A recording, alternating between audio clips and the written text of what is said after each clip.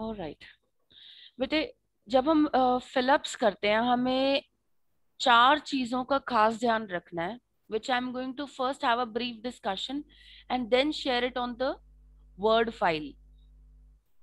आपको ये ध्यान रखना है कि रीडिंग जो फिलअप्स हैं ये हमें नॉट मोर देन 2 वर्ड्स दिया हुआ है तो नॉट मोर देन 2 वर्ड्स में ही करना है, नॉट मोर देन 3 वर्ड्स है तो not more than 3 words. If there is a single word requirement you are going to write it only in single word. If we write any more than this, we get the question wrong. अगर हमने एक भी word ज्यादा लिख दिया या जितनी हमें लिमिट दी हुई है अगर हम उस लिमिट में वर्किंग नहीं कर रहे तो आंसर रॉन्ग होगा ही होगा. कई बार बच्चे कहते हैं ma'am A and the key गलती कर बैठे हैं, हम ए एंड द लगा दिया हमने, वहां पे आना नहीं था. ठीक है, वहां पे मतलब 3 वर्ड्स की रिक्वायरमेंट थी या 4 वर्ड्स की रिक्वायरमेंट, 3 वर्ड्स की रिक्वायरमेंट थी या 1 वर्ड की रिक्वायरमेंट थी.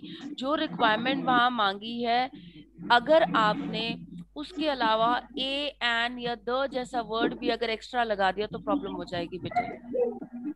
क्या बेटे, why there is a noise in between today? What's wrong?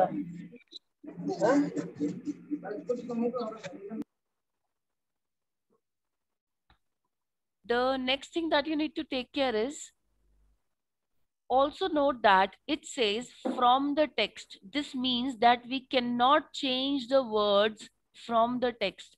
इस लाइन को खास ध्यान रखना बेटे. Also note that it says आपने जो आंसर्स लिखने हैं वो टेक्स्ट के अंदर से ही लिखने हैं. कई बार बच्चे क्या कहते हैं फिलअप्स में अपनी मर्जी से आप आंसर नहीं लिख सकते. आपको लगा कि इसका सिनोनिम ये हो सकता है, मान लो एडवर्टाइज का सिनोनिम हो सकता है प्रमोट. ठीक है, आप टेक्स्ट के अंदर अगर आपको ब्लैंक जो दिया हुआ और उसके बॉक्स में जो ऑप्शंस दे रखे हैं उसमें वर्ड आपको प्रमोट भी दे रखा है और आपको एडवर्टाइज भी दे रखा है तो आप एडवर्टाइज को ही चूज करोगे क्योंकि वो टेक्स्ट के अंदर लिखा हुआ था. आप प्रमोट वर्ड यूज नहीं कर सकते. which means that you can change the form of the word but you cannot choose a word that is not there in the text. कई बार ऐसा होता है मैम, ऐसे वर्ड्स आ जाते हैं जो टेक्स्ट में नहीं होते और हमें उनको लिखना पड़ जाता है. वो बेटा सिर्फ और सिर्फ फॉर्म चेंज हो रही होती है, उसके अंदर फॉर्म चेंज होती है. कैसे? मैं अब आपको यहीं पे इसको लिख के दिखाऊंगी. फॉर एग्जाम्पल एक वर्ड है ब्यूटिफुल. ठीक है, ब्यूटिफुल. हम क्या कर सकते हैं, इस ब्यूटिफुल वर्ड को you can write in the form of beautifully. Beautifully. और if you have a word I knew it या the examiner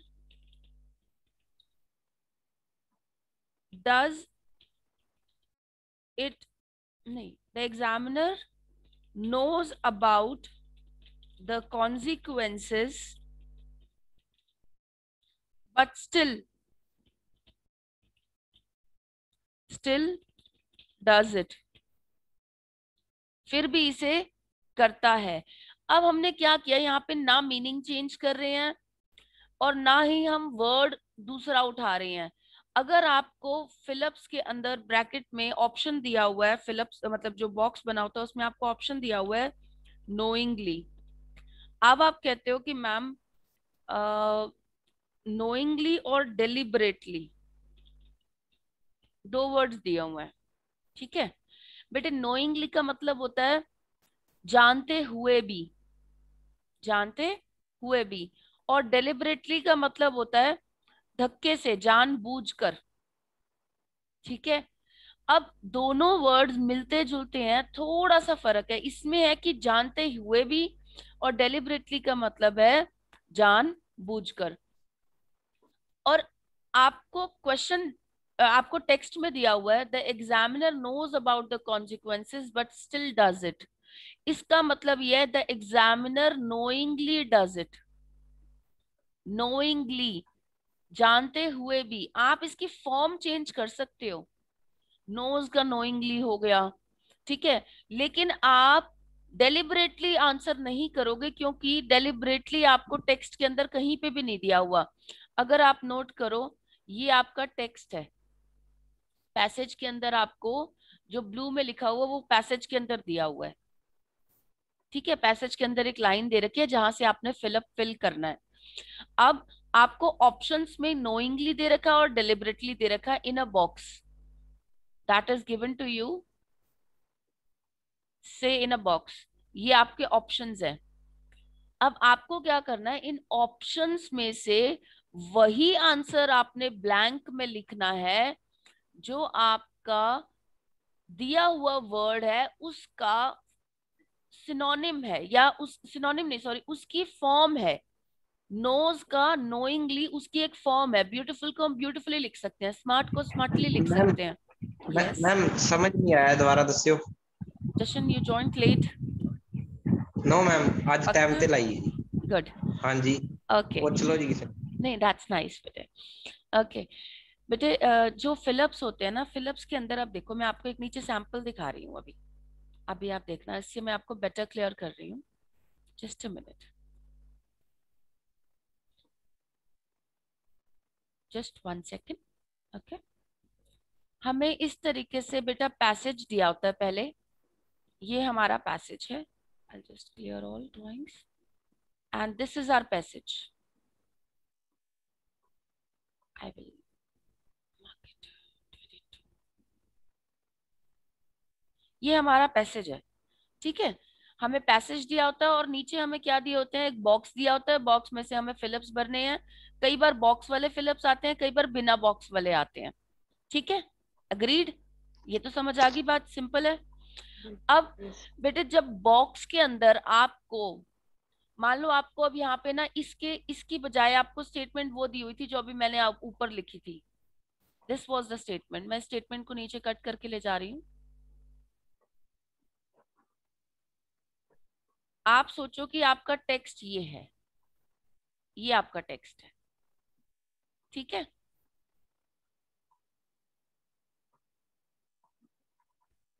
just think, just 1 second.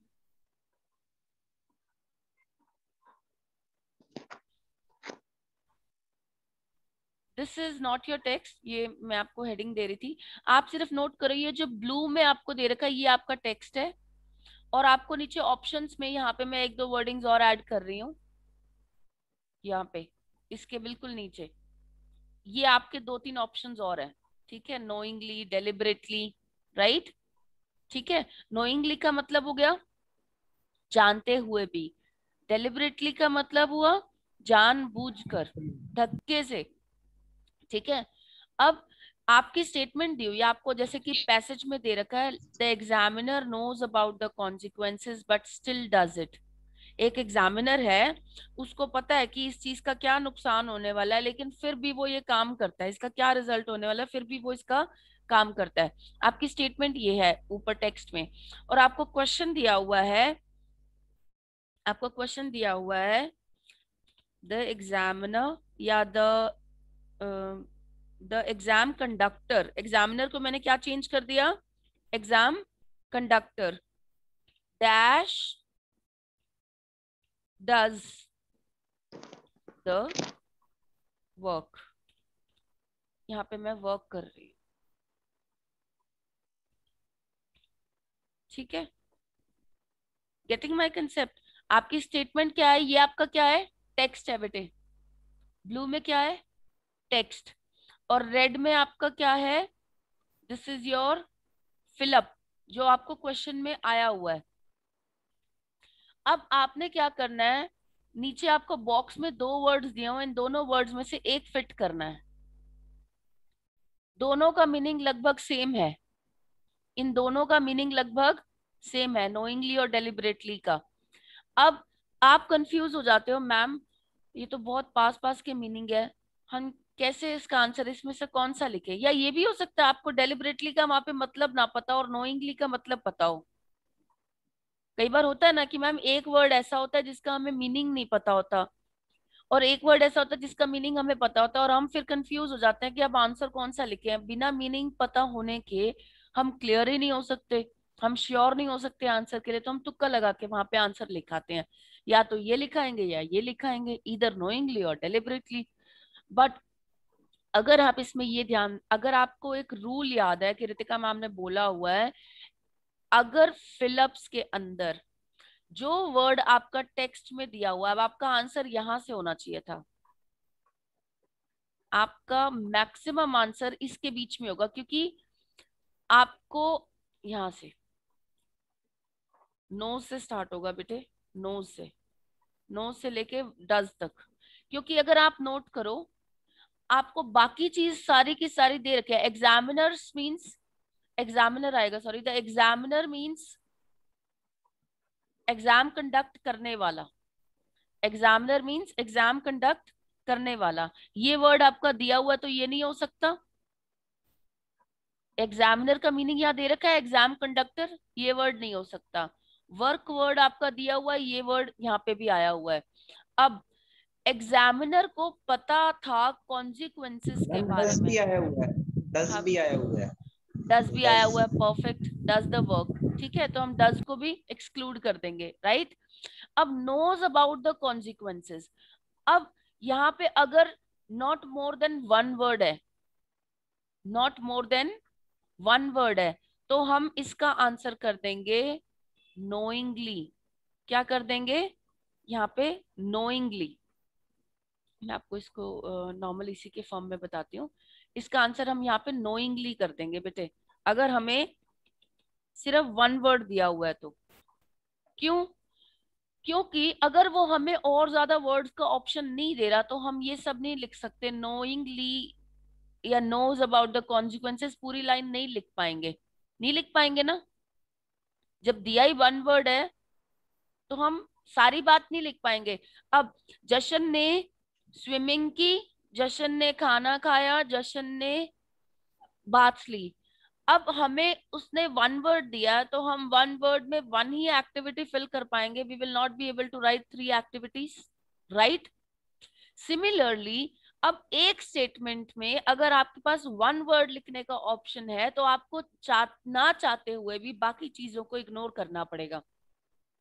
अगर आप इसमें नोइंगली की जगह अगर आप कॉन्जिक्वेंट लिखते हो या कॉन्जिक्वेंटली लिखते हो, ठीक है, ये देखो, the exam conductor consequently does the work, consequently does the work, consequently means परिणाम स्वरूप, as a result, yes, परिणाम स्वरूप, as a result, as a result अगर वो काम करता है, इसका कोई मीनिंग बन रहा है? सेंस नहीं बन रहा।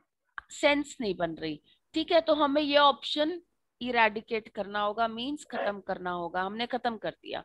अब अबाउट और द, ठीक है, the examiner conductor about the, about does the work, इसमें भी कोई सेंस नहीं बनती, बनती है? Tell me. नो, नहीं बन रही, ठीक है। एंड देन अगर आप इसमें बट लगाते हो, the examiner conductor but does the work, ठीक है, यहाँ पे अगर इवन देन होता ना, even then does the work, फिर भी वो काम करता है, फिर भी शायद यहाँ पे बात बन जाती। लेकिन हमारे पास ऑप्शंस क्या है? नोइंगली और डेलिबरेटली। अब एक आप सोचो कि आपको डेलिबरेटली का मतलब पता ही नहीं है, आप सोचो कि मैम बिल्कुल अनजान हूं मैं, वहां पे मेरी वोकैब वीक है, मुझे नहीं पता डेलिबरेटली का मतलब क्या है।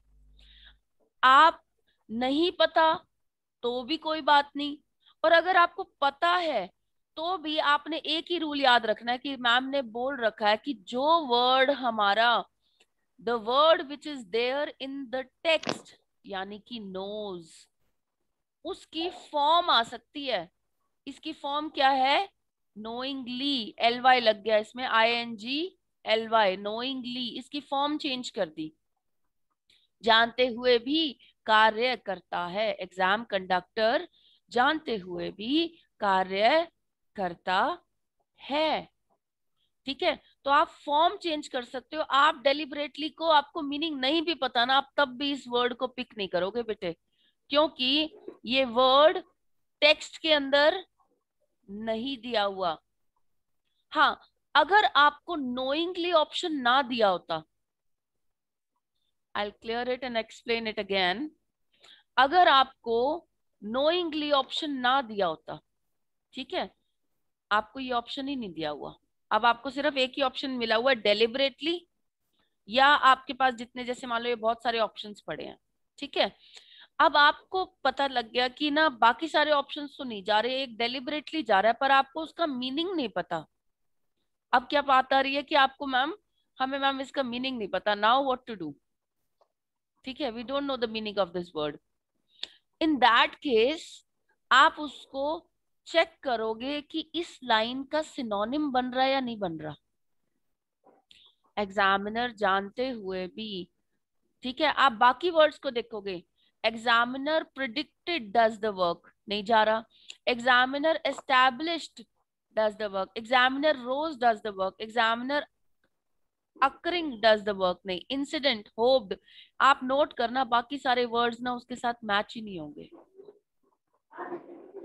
ठीक है, कोई एक वर्ड या दो वर्ड ही होंगे जो उसके साथ लिंक कर रहे होंगे।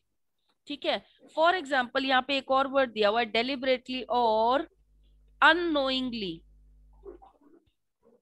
बड़े ध्यान से सुनना, this is something very important that I am telling you. ठीक है, डेलिबरेटली एंड अननोइंगली, बेटा नोज का ऑपोजिट अननोइंगली। नोज मीन्स मैं जानता हूं या जानती हूं, अननोइंगली मीन्स ना जानते हुए भी। ऑपोजिट वर्ड हो गए ना दोनों, ये और ये दोनों ऑपोजिट हुए।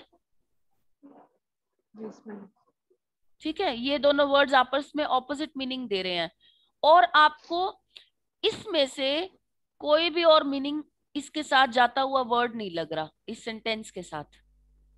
ठीक है, इस सेंटेंस के साथ आपको इसमें से और कोई वर्ड नहीं लग रहा, आपको ये दो वर्ड लग रहे हैं, क्योंकि नोइंगली और नोज दोनों मिलते जुलते वर्ड है, लेकिन उसके आगे अन लग गया। Un means it is a prefix, U N लगाने से इस वर्ड का मीनिंग चेंज हो गया, ये क्या बन गया, ना जानते हुए भी। तो आपका ये वर्ड ऑटोमेटिकली कैंसिल हो जाएगा बेटे। Clear, that word will automatically get cancelled,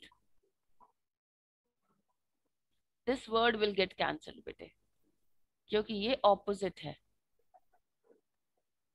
is that clear? आपके पास बचा कौन सा ऑप्शन, डेलिबरेटली, और वो सबसे क्लोज ऑप्शन जा रहा है। I hope I'm able to make myself very clear to you people now that what you need to take care is of, कई बारी वर्ड मिलता हुआ जरूर होता है। अब ये वर्ड इसके साथ मिल जरूर रहा था, नोज के साथ अननोइंगली मिलता जुलता वर्ड जरूर था, लेकिन मीनिंग ऑपोजिट था। अब ये ना हो कि मैम ने कहा है कि टेक्स्ट में मैम वर्ड मिलता जुलता ही होना चाहिए, वही वर्ड आंसर लिख के आना है। दो सिचुएशंस हैं, अगर आपके पास मिलता जुलता वर्ड है और उसका क्लोज ऑप्शन है। ठीक है, मिलता जुलता वर्ड क्या था, जैसे डेलिबरेटली और अननोइंगली, मैं यहां दोबारा लिख रही हूं, deliberately and unknowingly, DELIBERATELY, deliberately and knowingly, knowingly. अब ये दोनों मिलते, नोइंगली और नोज मिलते जुलते वर्ड हैं, तो आप डेलिबरेटली को नहीं लोगे। रीजन, डेलिबरेटली इसका क्लोज ऑप्शन है, लेकिन ज्यादा अप्रोप्रिएट ऑप्शन नोइंगली है, क्योंकि वो टेक्स्ट से मिलता जुलता है।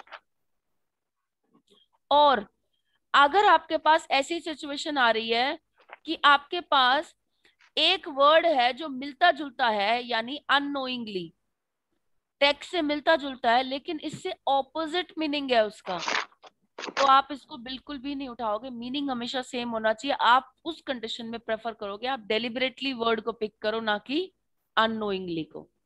Yes, anybody has a doubt in this tip number 2 that I gave you?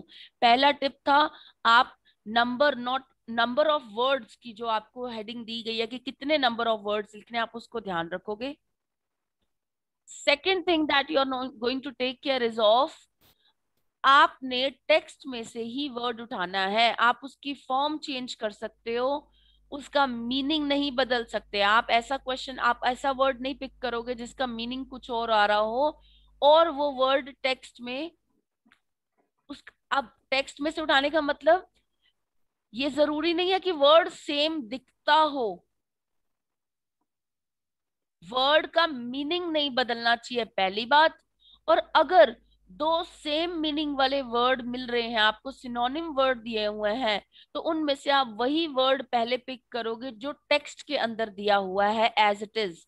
अब टेक्स्ट के अंदर इसमें हमें नोज वर्ड दे रखा है, तो हम नोइंगली को पहली प्रेफरेंस देंगे, ना कि डेलिबरेटली को. हालांकि दोनों का मीनिंग मिलता जुलता ही है, इसी मिलता जुलता मीनिंग होने के बावजूद भी हमने नोइंगली को ज्यादा प्रेफरेंस दिया क्योंकि नोज वर्ड टेक्स्ट में दिया हुआ है.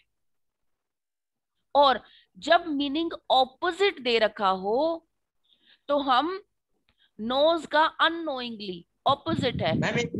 मैम एक इंटेंशनल वर्ड भी होता है ना, इंटेंशनली. यस यस, इंटेंशनली, वो भी डेलिबरेटली का ही होता मीनिंग बेटा. हाँ जी. Deliberately, deliberately. ठीक है, क्लियर. अब मैं इसमें आपसे ना क्वेश्चन पूछूंगी, लेकिन let me complete my last sentence. अगर आपका मीनिंग ऑपोजिट दिया हुआ है उसके अंदर, अगर दो वर्ड्स दिए हुए हैं और उनमें से एक वर्ड है तो टेक्स्ट में मिलता जुलता, जैसे नोज और अननोइंगली, इनके लेटर्स तो मिल रहे हैं आपस में, लेकिन इनका मीनिंग जो है वो ऑपोजिट है.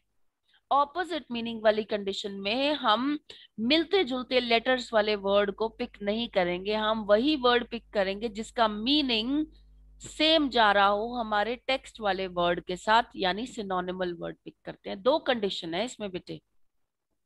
अब मैं एक स्टेटमेंट बना के मैं आपसे क्वेश्चन करूंगी, ठीक है. I will ask you. Intentionally की ही बात कर लेते हैं हम. इसी स्टेटमेंट को मैं चेंज करके मैं यहाँ पे आपसे क्वेश्चन करना चाहूंगी. Just a minute.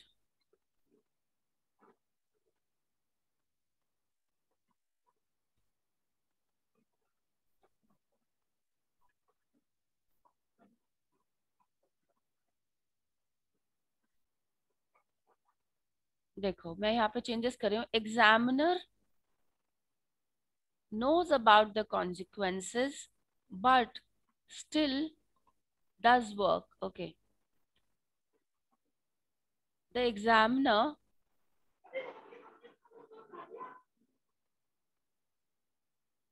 okay the examiner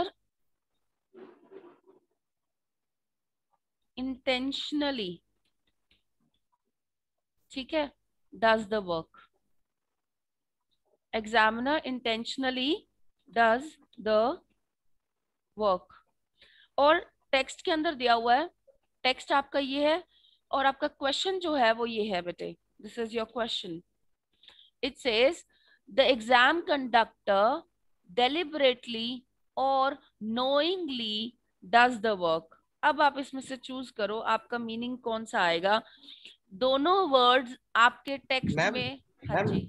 ਇਹਨਾਂ ਦੋਵਾਂ ਚੋਂ ਕੋਈ ਵੀ ਲਾ ਸਕਦੇ ਆ, ਡੈਲੀਬਰੇਟਲੀ ਤੇ ਨੋਇੰਗਲੀ ਚੋਂ, ਜਾਂ ਫਿਰ ਉਹਦੇ ਨਾਲ ਮਿਲਦਾ ਹੀ ਲਾਵਾਂਗੇ ओदे ਇੰਟੈਂਸ਼ਨਲੀ नाल ਨਾਲ. देखो, अब दोनों ऐसे वर्ड्स आ गए जिसके अंदर हमारा कोई भी वर्ड इसके साथ मैच नहीं कर रहा, तो आप पहले प्रेफर करोगे, आप मीनिंग ही चूज करोगे. मैम मैच का करी ਜਾਂਦਾ ਹੈ ਡੈਲੀਬਰੇਟਲੀ. हाँ, डेलिबरेटली मीन्स तक के ना, नोइंगली मीन्स जानते हुए भी. ठीक है, थोड़ा सा फर्क है, एक पतली जी लाइन है दोनों दे विच जेड़ा मीनिंग वख कर रही है, राइट. जो जो डिफरेंस क्रिएट कर रही है, there is a very thin line of difference.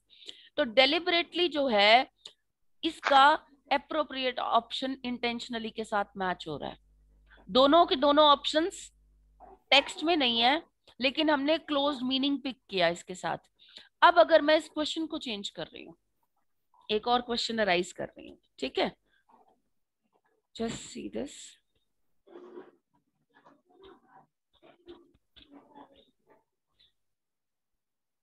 See now. The examiner has the dash